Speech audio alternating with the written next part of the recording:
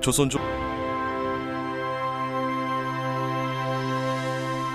총 사촌 형제까지 그 네 분이 그 팔문장에 들었고 평택 임씨 2분, 그 다음에 광산 김씨 2분 해서 8분의 문장가가 당대에 나왔다고 그래서 그것을 칭송하는 글들이 많이 있습니다.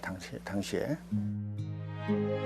백광홍을 비롯한 수원 백시 문중의 사당인 기양사.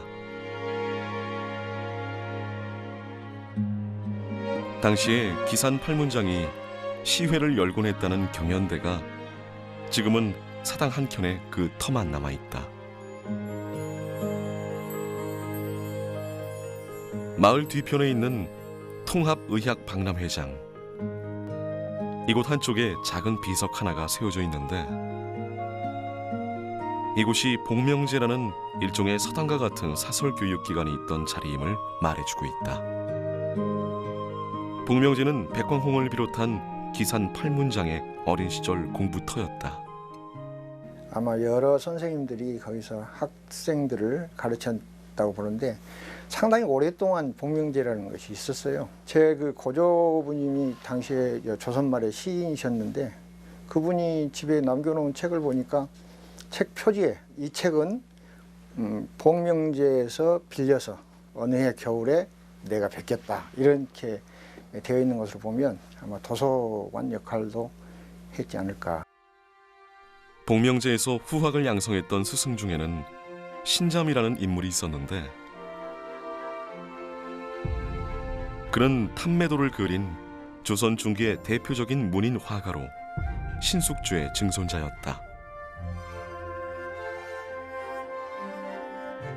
신잠은 1519년 현양과를 통해 관직에 오르게 되는데 현양과는 조광조 등의 신진사림이 추진한 대표적인 개혁 정책 가운데 하나였다. 우리가 보통 조선을 유교사회라고 하는데요. 사실 명실상부한 유교사회, 즉 유교 이상국가라고 하는 그런 프로젝트를 실제로 실천적으로 이렇게 행하기 시작했던 것은 바로 이 16세기 초 조광조가 살던 시대라고 할 수가 있습니다. 그래서 이들은 뭐 혈량가를 시행한다든지 아니면은 그 위훈삭제를 행한다든지 소학 보급 운동과 향약 실천을 운동을 한다든지 해서 이러한 청약제 이상 정치를 실현해 나가려고 했던 것이죠. 하지만 훈구파의 계략으로 그해 기묘사화가 일어나 조광조가 사사되고 신잠도 조광조의 일파로 지목되어 벼슬을 떼이고 모진 고초를 겪어야 했다. 결국 먼 남도 땅 끝자락 장흥으로 유배된 신잠은 유배지에서 만난 소년 백광홍과 사제의 인연을 맺게 된다. 장흥에 보니까 17년 동안 계셨더라고요. 기봉 선생이 귀양 온 다음 해에 태어났어요. 그러니까 15살, 6살까지는 이제 신잠 선생님하고 공부를 했지 않겠느냐 이런 생각이 듭니다. 1543년에 이제 유배가 풀려가지고 태인 군수로 오십니다. 그때 태인 군수로 있으면서 일제 이항을 찾아가거든요. 아마도 그때 자기의 제자인 기봉을 이항 선생한테 소개한 것으로 이렇게 추정이 됩니다. 생애 대부분을 태인에서 농사와 학문을 병행하며 보낸 일제 이항. 명종 말 잠시 벼슬에 나간 것을 제외하면 줄곧 고향에 머물며 제자 양성에만 힘썼는데 이러한 일제 이항이 백광홍을 제자로 맞아들이며 지어준 시가 이항의 일제집과 백광홍의 문집인 기봉집에 수록되어 전해지고 있다. 모든 제자들에게 주장한 것이 그 철학이라죠. 거경궁이라고 이렇게 되어 있습니다. 거경이라는 것은 학문하는 태도입니다. 항상 경에 산다. 공경하는 태도로 살아야 된다. 그 삶의 태도 중에서 열심히 궁리를 해야 된단 말이에요. 일치를. 그러면 깨닫게 된다. 이런 말씀을 하셨는데 그 김천일 장군 있죠. 의병을 일으켰던 이제 그분이 바로 이항 선생의 제자입니다. 그래서 그런 정신을 본받았기 때문에 의병을 일으킬 정도로 나라를 위해서 싸우고 했지 않겠느냐.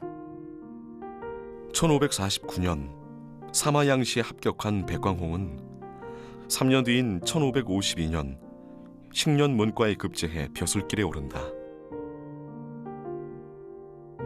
관료 생활 초기 그는 홍문관과 호당 등 주로 학문을 연구하는 기관에서 일했다. 그러던 1553년 어느 날 하루는 명종 임금이 성균관에 영호남의 문신을 불러 모아 시회를 열었다. 그리고 그 자리에서 서로의 글재주를 겨루게 했다. 이때 빼어난 글솜씨로 백광홍은 당당히 장원을 차지한다. 그가 임금 앞에서 쓴 시가 바로 동지라는 부인데 현재 기산마을에 그 시비가 세워져 있다. 음양의 두 기운이 자람과 쓰러짐에 따라 계절이 바뀌는 자연의 이치를 동지라는 절기를 주제로 노래한 작품이다. 동지하면은 특징적인 말이 음극양생이라고 얘기합니다. 음이 최고조에 달하고 양이 이제 비로소 생기는 그런 그 계절이 동지입니다. 맨 처음에 나온 건데 건곤 하늘과 땅이 위치가 정해져 있다. 어디에? 상하에 있고 두 기운이란 것은 음과 양의 두 기운이 왕래해서 이것이 이제 두 개 합해가지고 풀무지를 한다는 그런 뜻입니다. 동지는 이러한 그 기질을 가지고 있다. 장흥 기산마을에 있는 백시문중의 종갓집. 집안 깊숙한 곳에서 조심스럽게 꺼내온 낡은 서책들. 세월의 흔적이 역력한 이 책들은 동지부로 장원을 차지한 백광홍이 당시 명종 임금에게 상으로 하사받은 선시 한 질이다. 선시란 중국의 시를 선별해서 만든 책으로 풍악이기라 불리기도 하는데 조선 전기 우리나라에서 널리 읽혔던 시학의 중요한 교과서였다. 중국 원나라 때 유리라는 사람이 그 문선에서 뽑은 그런 자료입니다. 그래서 총 420수 정도의 약간의 그 해설을 붙여가지고 이렇게 만든 책. 풍악이라는 생소한 말이 나오는데 풍은 그 민속의 가요, 민족의 노래 이렇게 하고요. 아는 신하들이 모이거나 임금님이 또 조회를 할 때 이렇게 쓰는 그런 말이었는데 여기에서 익자를 더 붙여가지고 풍화이구로 이렇게 쓴 것으로 보여집니다. 현재 국내에 남아있는 유일한 십책 완질인 백광홍의 풍화이. 특히 목판본이 아닌 세종대에 발명된 초주갑인자로 인쇄되어 당시의 인쇄수를 파악할 수 있는 귀중한 자료이기도 하며 이러한 가치를 인정받아 지난 2010년 보물로 지정됐다. 1555년 봄, 백광홍은 평안도 평사의 벼슬을 제수받는다. 이 영안북도라고 하는 한경북도 거기에 평사가 한 명이 있었고요.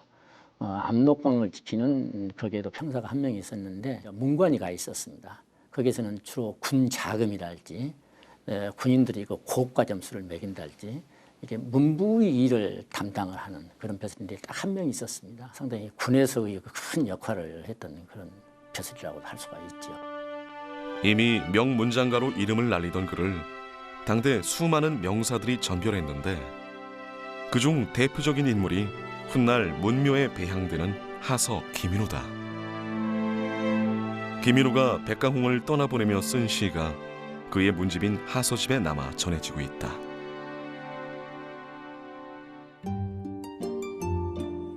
부임지인 관서지방까지는 천리가 훌쩍 넘는 고된 길이었다. 하지만 평안도 일대의 아름다운 풍광은 백광홍의 마음을 이내 사로잡았다. 그는 자신의 여정을 노래로 읊었는데 이것이 바로 우리나라 최초의 기행가서로 평가되고 있는 관서별곡이다. 왕명을 받고 먼 길을 떠나는 순간부터 관서지방의 풍광과 풍속을 둘러보며 느낀 감상을 운치 있게 그려낸 작품으로 전체 8단락 172구 1156자로 이루어져 있다. 특히 관서별곡은 25년 뒤에 나온 정철의 관동별곡에 큰 영향을 준 것으로 추정되고 있다. 소명 등정이랄지 관서 탐방, 그다음에 마지막에 가서는 이제 사친에 대한 성분에 대한 그 애정, 영군을 정을 이렇게 말을 했는데 관동 별곡도 비슷해 가지고 소명 등정이나 관동 팔경에 대한 탐방이나 풍류를 송순에게 송순의 면왕정가에 영향을 미쳤듯이 기봉의 관서별곡이 송강의 관동별곡을 낳게 하는 그런 요인적인 일이 되고 있습니다. 해남 옥산 서원 기봉 백광홍의 동생인 옥봉 백광훈을 배양하고 있는 서원이다. 집안의 장남이었던 백광홍은 자신보다 15살이나 어린 막내 동생 백광훈을 유난히 아꼈다고 한다. 형과 함께 기산 8문장의 한 사람으로 꼽힐 만큼 문장 실력이 뛰어났던 백광훈은 16세기 후반 조선의 시풍의 변화를 가져온 대표적인 천재 시인으로 이름을 날린다. 삼당 시인으로 알려져 있죠. 삼당 시인이라고 하면은 송곡 이달, 고죽 최경창, 그다음에 옥봉 백광훈을 들고 있는데 당나라 때 시풍을 우리나라에도 다시 복원해서 써야 되지 않겠냐 이렇게 해가지고 주로 절구를 많이 썼습니다. 기승정결 네 구로 되어 있는 절구를 많이 썼는데 그 중에서도 특히 오원절구를 많이 썼지요. 이렇게 해서 삼당 시인으로 널리 알려져 있고. 명나라 사신들도 그의 시에 반해 백로 선생이라 부르며 존경했다는 옥봉 백광훈. 글씨에도 뛰어나 당대의 명필로 이름을 날렸는데 특히 초서에 능했던 그의 흔적이 장흥 부산면 탐진강변에 지금도 남아있다.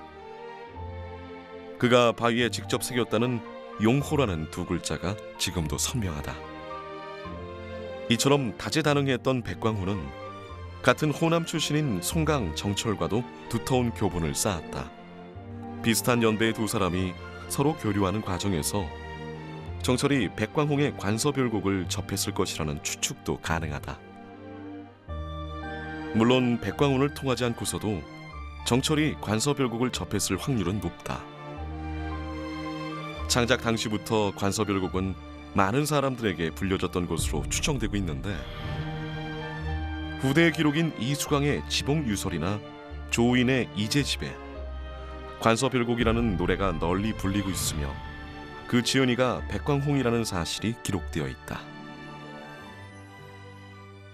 이수광은 돌아가신 뒤에 태어났으니까 상당히 뒷사람이죠. 그런데도 그때도 평양에 가면 기생들이 백석이 그랬다고 하는 그런 기록도 있고, 지금 우리가 생각하는 것은 혹시 그것을 읽고 이렇게 영향을 받았을까 이렇게 생각하는데, 당시에는 이게 노래였으니까 많은 사람들이 이 관서별곡을 알았을 것이다 이렇게 보는 거죠. 그렇다면 송강정철도 관서별곡을 부를 줄 알았을 것이다. 하지만 정철이 수많은 가사를 남기고 후대에까지 자신의 이름을 떨치고 있는 반면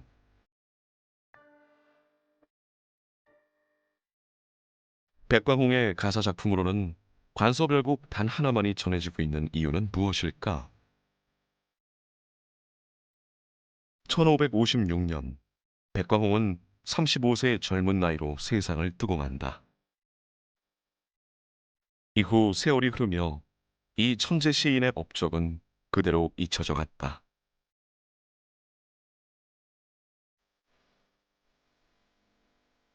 그의 문집인 기봉집조차 이런저런 이유로 사후 300년이 지난 19세기에야 출간됐다.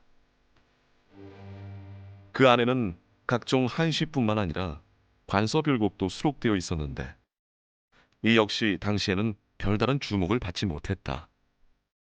그러다 1961년 당시 국민대 이상보 교수에 의해 최초의 기행가사로 세상에 알려지게 됐다.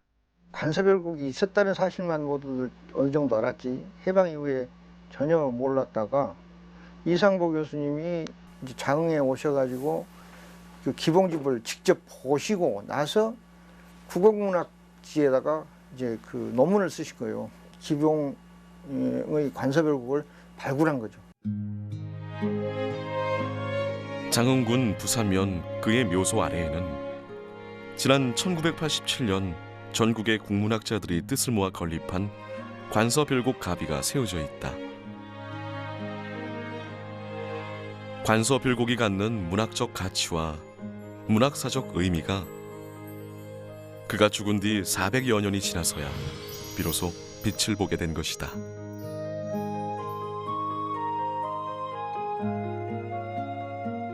영암에서 발원해 장흥 들녘을 적시고 강진에서 바다와 만나는 탐진강, 누적 문화가 발달한 담양, 화순 못지않게 물빛이 아름다운 이곳 탐진강 주변에도 10여 개의 정자가 세워져 있다. 조선시대 장흥의 많은 선비들이 이곳을 창작의 산실로 삼았다. 백광홍의 관서별곡을 시작으로 가사문학의 맥을 이어받은 장흥의 문인들은 특히 조선 후기 가사문학의 발달에 있어 절대적인 비중을 차지했다. 전체 이제 조선 말까지 가사 작가의 43%가 장흥 출신이라고 말할 정도고요. 아무래도 이게 이제 부사골이었기 때문에 이제 공부를 한 사람들이 많았다고 볼 수 있고, 그다음에 또 향반 중심이라서 이분들이 이제 다 벼슬길로 나가지 않았기 때문에 여기서 시혜를 즐기는 어떤 그런 것이 있지 않았을까 싶고요. 자연적으로는 이제 산과 들과 바다, 강까지 다 갖춘 완벽에 가까운 이 자연 정서도 상당히 큰 도움이 됐다고 봅니다. 장흥 천관산 아래 자리한 천관문학관. 한국 문학사에 큰 획을 그은 장흥 출신 문학인들이 얼마나 많은지 이곳에 오면 한눈에 볼 수 있다. 소설 녹두장군의 저자 송기숙을 비롯해 영화 서편제의 원작자인 이청준, 한국 문단의 거목인 소설가 한승원 또한 장흥 출신이다. 지금도 고향 바닷가 마을에서 왕성한 활동을 펼치고 있는 한승원 작가. 그런 아버지와 같은 길을 걷고 있는 작가 한강은 지난해 5월 한국인 최초로 세계 3대 문학상인 맨부커상을 수상해 화제를 모으기도 했다. 1960년대 중반에 이제 송기숙, 이청준, 한승원을 비롯한 아주 거물급들이 나오거든요. 그래서 그때부터 이제 장흥이 특이한 곳이라고 할 정도로 이제 문인이 많이 배출된 것으로 됐고요. 한강은 원래 고향은 이제 강주인데요. 그분의 이제 아버지, 할아버지 때부터 이제 장흥에서 살았고, 특히 이제 소설가 한승원 선생의 따님이기 때문에 그 가족 자체가 한 덩어리로서 실질적으로는 고향을 장흥이라고 볼 수 있을 것입니다. 그래서 이제 더더욱 장흥이 더 부각됐죠.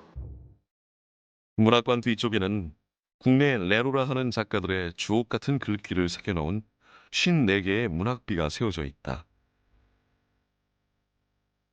문학의 고장이라는 수식어를 누구보다 자랑스러워하는 장흥 사람들. 그들이 하나하나 쌓아 올려 가꾼 문학공원은 그 자체가 또 하나의 작품이 됐다. 관서별곡을 지어 호남 가단의 뿌리를 이루고 현대문학의 자양분이 되어준 기봉 백광홍. 비록 짧은 생을 살다 갔지만 그가 남긴 작품은 남도의 소중한 보물이다.